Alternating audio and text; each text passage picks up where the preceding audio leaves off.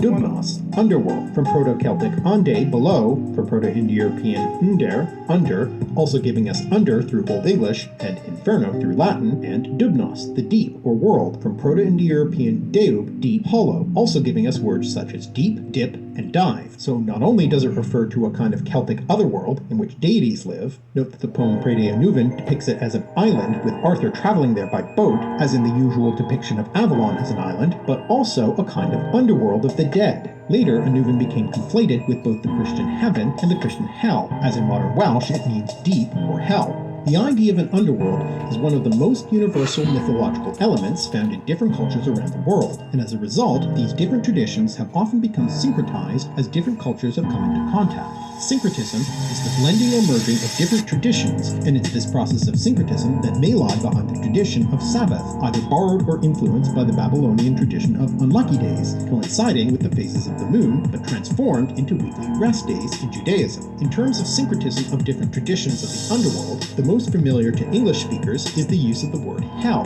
which originally referred to a Germanic conception of the underworld to mean the Christian place of punishment in the afterlife.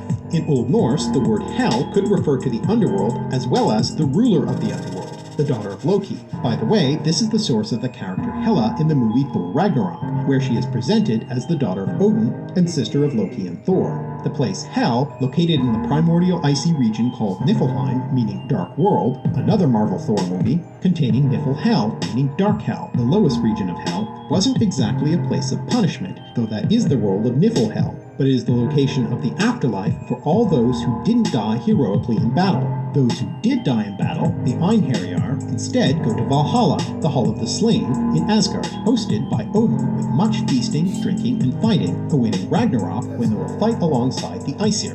The word hell comes ultimately from the Proto-Indo-European root kel, to cover, conceal, save, also the source of the words conceal, hold, and occult, as well as the words hall and Valhalla. And speaking of Ragnarok, the Norse end of the world, the root kel is also found in the word apocalypse, the Christian end of the world, from Greek apo, off, away from, and kalyptein, to cover, conceal. The Christian apocalypse is told in the book of Revelation, and that's literally what Revelation means too, from Latin re, opposite of, and volare, to cover, veil.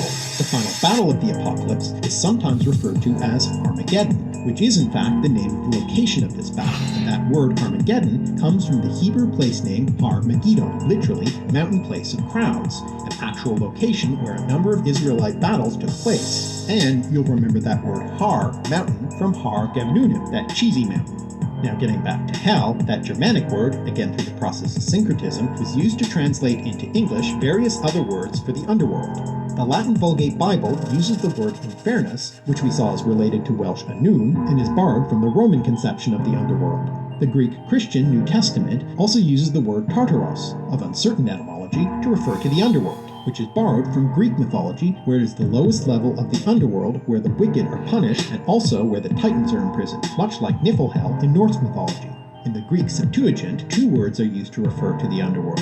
One, a borrowing from Hebrew, and the other, a syncretic borrowing from Greek mythology, Hades. Hades, like hell, refers to both the place and the ruler of the underworld, in this case the brother of Zeus, and though the etymology of the name is uncertain, it probably means unseen, from the negative prefix a and idein, to see, from the Proto-Indo-European root wade, to see, reminding us of the derivation of hell from concealed, covered. Greek Hades was used to refer to Hebrew Sheol, itself a word of unknown origin, a neutral term for the underworld, not specifically a place of punishment. The other Hebrew word for the underworld, which simply became a loan word in the Septuagint, is Gehinnom, or Gehenna in its modern English form. It literally means the Valley of Hinnom, again an actual real-world location where, according to the book of Jeremiah, children were sacrificed to the Canaanite god Moloch, subsequently being thought of as a cursed place, and becomes figuratively used to refer to the underworld as a place of punishment, particularly in rabbinic literature. A specific location in Gehenna, which is only mentioned in the Talmud and not the Hebrew Bible itself, is Tzoa Rotachat, literally meaning boiling excrement. Like Niflhel and Tartarus, it is a place of particularly harsh punishment doled out to those who have committed certain sins, specifically all who scoff at the words of the wise men, and one passage of the Talmud is interpreted by some as depicting Jesus being located there. And what is particularly extreme about the punishment in that place is that those suffering there are never given relief from their punishment, not even on the Sabbath. So, we've seen the Jewish Sabbath being borrowed from the Babylonian calendar, the academic sabbatical borrowed from the Jewish Shemitah, the Christian Pentecost adapted from Shavuot, the Blitzfold named after a traditional Shavuot recipe, German paper folding lending its name to origami, paper coming from Japan to China, the designs of Frank Lloyd Wright borrowing from kindergarten toys and Welsh mythology, and a hell of a lot of complicated syncretism of the concept of the underworld, taking us finally back to the Sabbath and demonstrating yet again the many levels of connections in the world around us. Thanks for watching, and special thanks to Mara Katz for suggesting the topic and providing some of the ideas that went into it. If you've enjoyed these etymological explorations and cultural connections, please subscribe and click the little bell to be notified of every new episode. And check out our Patreon, where you can make a contribution to help me make more videos. I'm at Alliterative on Twitter, and you can visit our website, alliterative.net, for more language connections in our podcast, blog, and more.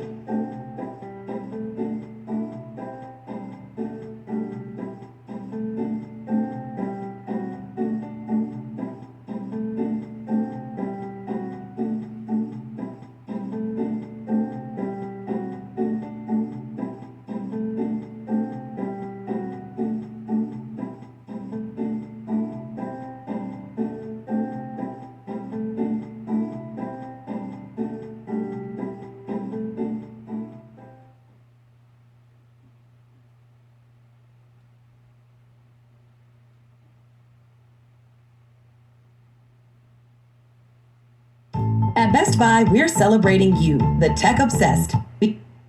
Because you know the latest tech has the power to make life better. And no matter what you're obsessing about next, we're right there with you. Online, in store, at your door. Best Buy. Let's talk about what's possible.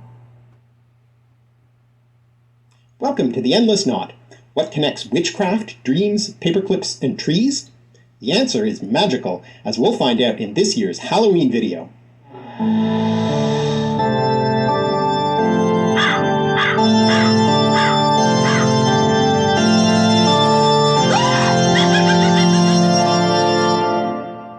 The word magic had a long way to travel before making it into English.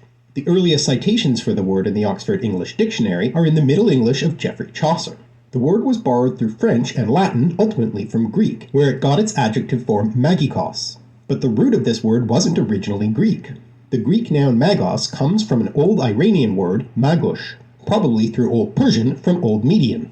The Greek noun magos makes it into English too, as the word mage, and in the plural form magi, which is probably mainly known from the three magi visiting the baby Jesus in the Nativity story.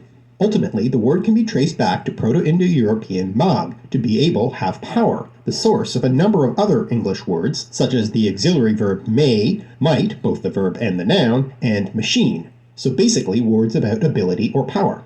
Now the shift in meaning of this word is the important thing here. The Old Iranian word magush referred to a priest or perhaps originally a priestly caste.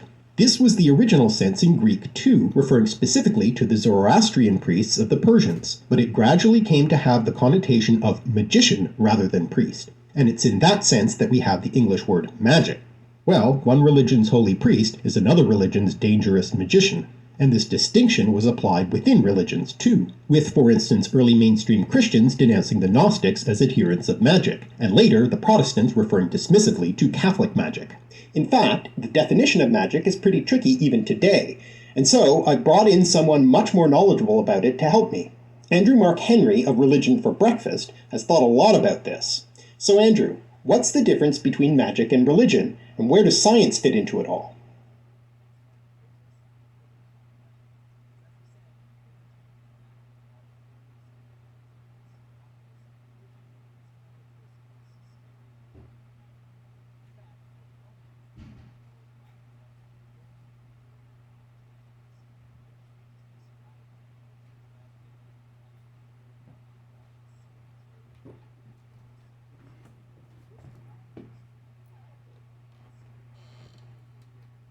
What, they muted? I don't think they realized he wasn't being heard. They muted it.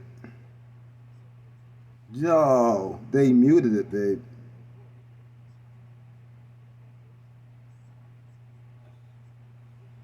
Yeah, they muted it. They muted what he's saying.